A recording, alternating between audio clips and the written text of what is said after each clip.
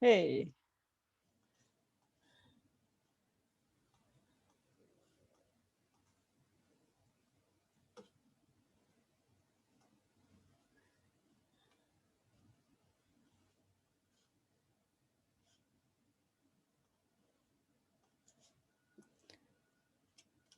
Did you have a nice weekend? Yeah. What about you? It was pretty nice. It was pretty nice. Pretty chilled out, but it's always nice to have a long weekend. So yeah, that was good. I was reading an interesting book about a guy who went and lived in a forest for 4 years, which sounds quite appealing at this stage in lockdown. Actually, being like in a forest for just doing your thing for 4 years. So yeah, it was good. Hey, Robert.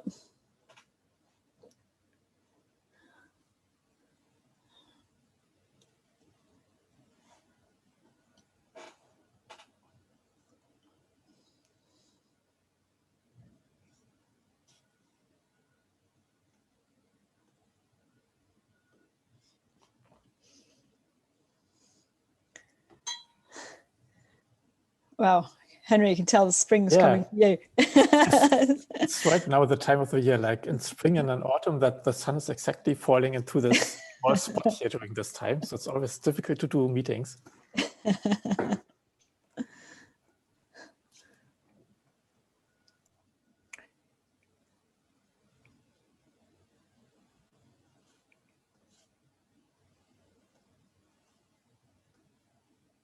Awesome. So let's go back a couple of seconds.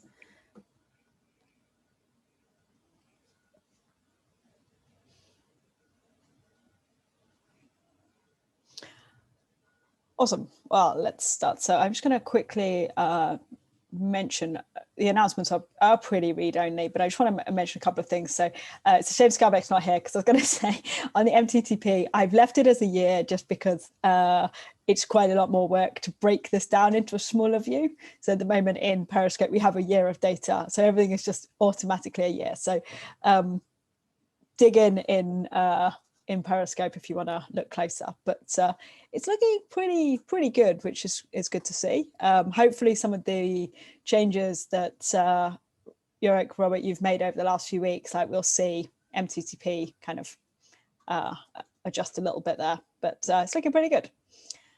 And then on the announcements, congratulations, release day.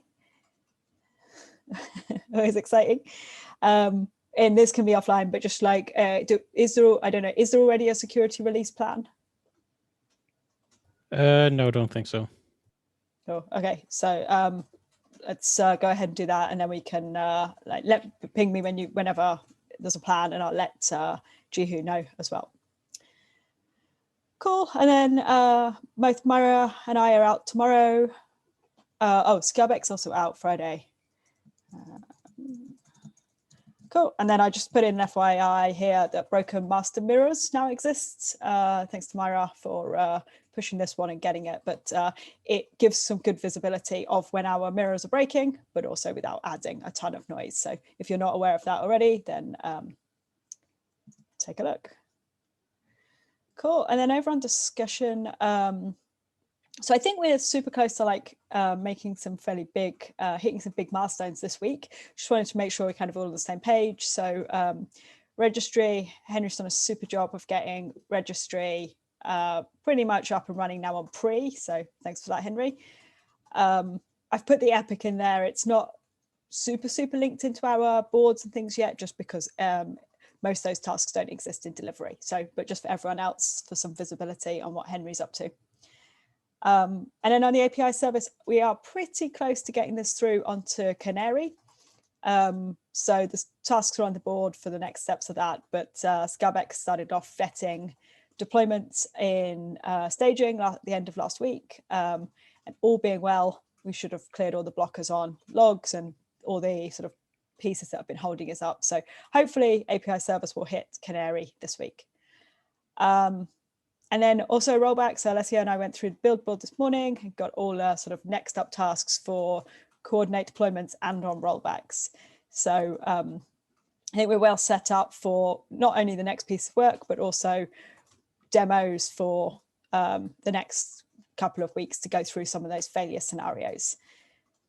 So take a look at those things.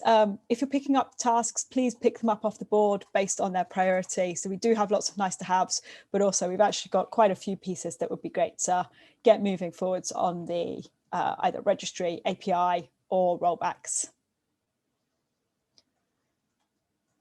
Awesome. Are there any questions on that? Nope. Mayra, over to you. Yep, thanks, Amy. So I was reviewing an MR last week that renames a model from A to B, so to speak, and we don't have guidelines for that process on the development side. So I do wonder if renaming a model could cause a mixed deployment problem when this merge request reaches Canary, but it doesn't reach production. And well, I'm not sure. I am probably too paranoid about this, but the merge request is kind of big. It also renames all the appearances of the model throughout our code base. And the model appears to be used in two ways. Like when we execute a pipeline, a worker is in queue, and this worker triggers a service that executes the model. And on the merge request widget, we have a section on the merge request page that executes a service that uses this model. So I think it might cause an incident, but I'm not sure. It's generally if we store the exact class names in Sidekick jobs or in the database table, renaming that is basically hell, because you have to, from the top of my head, if you want to do it reliably, you basically have to keep the old model as it is, introduce the new one, rename all that data in some way. And then the next release, I think you can kick out the old model. Because if you just have a dummy class and it will still try to use that one, it will blow up. In case of Sidekick, you could do something like, oh, when we fetch the job, we can say, oh, hey, look at this argument. If it's this, change it to that. But it's going to require somebody to actually write that logic. And so in this case, it depends. Are we storing the names anywhere in Sidekick, Redis, in general, or the database? If so, renaming is basically a no-no, I would say, because it's a huge fuzz.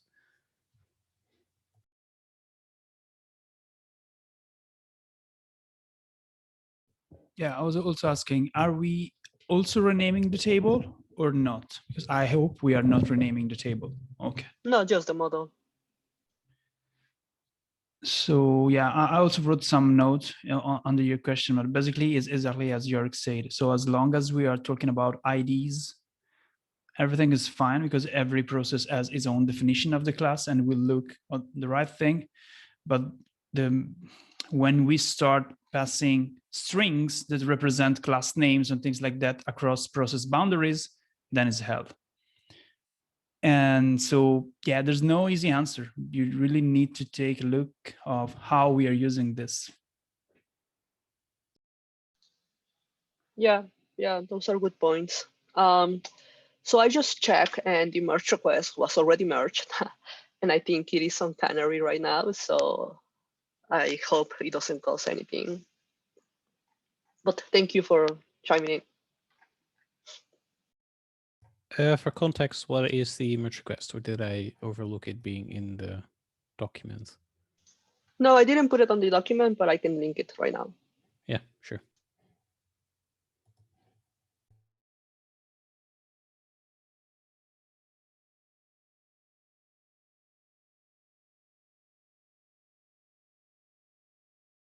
And you've got the next point, Mayra. Yep, coming. Not good at multitasking. Okay, so I think 14.0 is getting closer and closer, and I just wonder if we have a place to put all the issues that are going to, well, break something, because it is a breaking change release. And I just spotted two that might require release manager coordination. The first one is that GitLab.com instance the default branch is going to be renamed from master to main. It is only going to apply for new projects, not for existing projects, but I guess the rename it itself might be done by release managers. And also Postgres is going to be upgraded to 12.0, which in this case, we might need to coordinate a specific deployment, like we are going to build a package specific for this, I don't know. But I wonder if we have a place to write down such items. Didn't we learn anything since 13.0, where basically we started breaking user interfaces ahead of time and the hell just fall on us release manager? I mean, really, there's no issue where we are already discussing about communication plans and things like that for GitLab.com? There may be. What sort of thing are you expecting? So the branch one is being handled by Daniel, right? Maybe they're being handled issue by issue, but I don't know. If someone points me to what did we have something for 13.0? Yeah, we had some and was generated after the fact. So when support started screaming out, the customer were really pissed off that things started changing. I see. Okay, yeah. On daily basis. So so there was a coordination issue where every group could just write breaking changes and preparing communication plans and things like that. I see. Okay, let me see if I can find one. I'd be amazed if there isn't something. So yeah, that's a good point. I think I've heard a lot of product people talking about breaking changes. So there's certainly an awareness that, that is the release. So let me follow up on that one.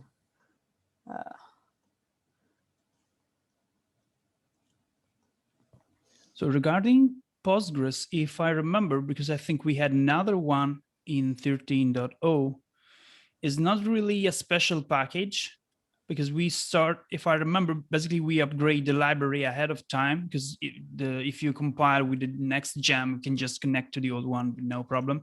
But then what happens is that there is a migration planning happening. So basically someone from data store, I think, we just tell you, we're going to test this upgrade on Canary, whatever, tomorrow in this hour. And so you're not allowed to do deployment or things like that. So usually it's extra coordination and blackout window when you cannot just deploy.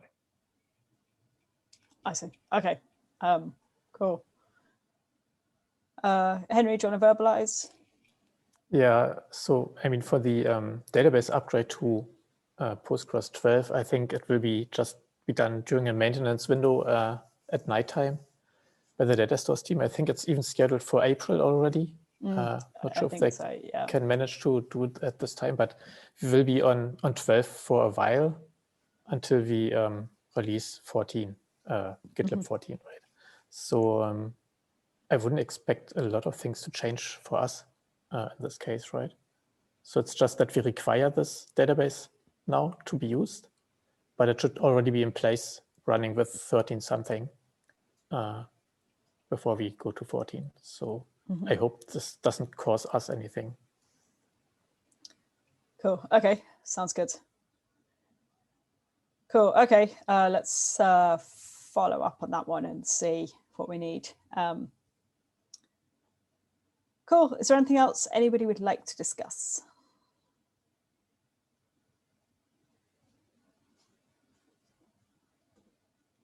Actually, I have one while we're all here. So we have these lovely notifications that we're apparently sending to F upcoming release that indicate they say something like, oh, production deployment reached G prod migrations, whatever percentage. Apparently these aren't actually deploys. As far as I just found out, we seem to be sending them on the next gen branch currently. Yeah, that's a little annoying. I'd like to know what we're going to do about that. Because I thought we just finished the deploy. No, we are still deploying to Canary because we're apparently sending stuff that looks like we're deploying when apparently we're not. And this, so we don't send them for the regular deployments, but just for the one on next gen branch. Is that the case? I have no clue. Like, I got the message, so I went into the incident channel. It's basically like, hey, there's an incident. This thing is telling me, is this deploy a blocker? Sorry, if this incident is a blocker, stop the deploy.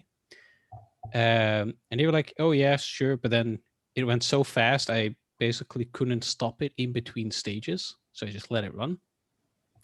And I was already kind of scratching my head because the Giddily deploy took like 5 minutes, whereas normally it takes like 50. Yeah, because it's dry run. Yeah, and so now it looks like we're basically dry running stuff, but telling people, no, this is an actual deploy. When the actual deploy failed, when I was thinking that's the next deploy because of this notification thing. Yeah, I guess I'll create an issue because this is yeah, this is annoying. Slightly for sure. pissing me off. Yeah, go ahead and create the issue and stick it straight on the board, Yorick. Let's get that sorted out. Cool. Thanks for bringing that up. Is there anything else anyone wants to discuss on the recording?